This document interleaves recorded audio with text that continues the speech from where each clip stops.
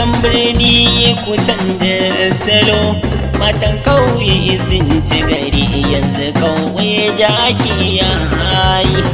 Matan birni ku canza salo, matan kauye sun ci gari yanzu kauye da ake yayi. Roƙona ga Allah waƙar nan sai daidai da zamani, ƙarshen matsayi ƙarshen mukami annabi Muhammad maganin cutar zamani.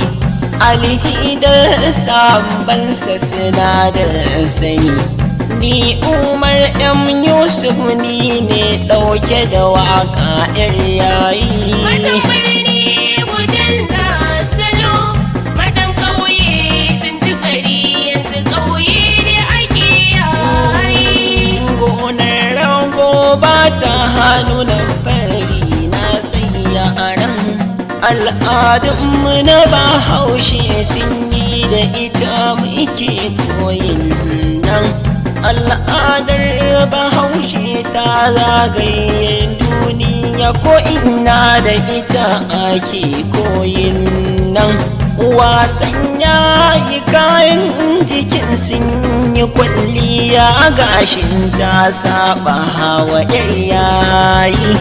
Matan birni ku canza salo, matan kauye sun ci gari yanzu kauye da ake yayi. Sitirorin matan sun yi daban-daban ne, hulunan mazan sun yi datti, jaki ya kaɗa mota wannan hausari, takalman mazan sun yi sufana haka ban mata ba takalma ne.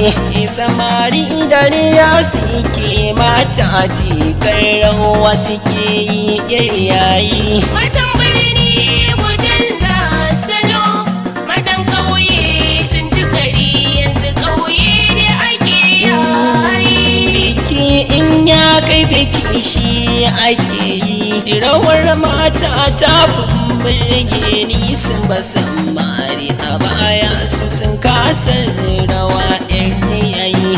Magana na sun tagata a cikin yanayi, amarya da ango shigar kunta fayi. Matan birni ku canza salo, matan kauye sun ci gari yanzu kauye da ake yayi.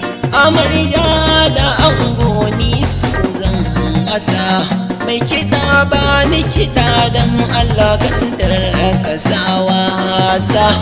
Matan birni shi suke, matan kauye shi suke a taron ba sa'insa. Mata ku yi shewa tun da angon na ga yayi. Matan birni ku canza salo, matan kauye sun ci gari yanzu kauye da ake yayi. A yanzu zamanin nan wasan gargajiya mai ike yi, ban takar sahun wanda ba ballan tana kunce mun ma akaro mata 'yan yayi.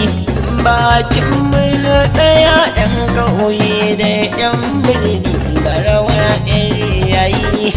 Amarya so an wanke ango so amaryar ka wannan hankan yayi.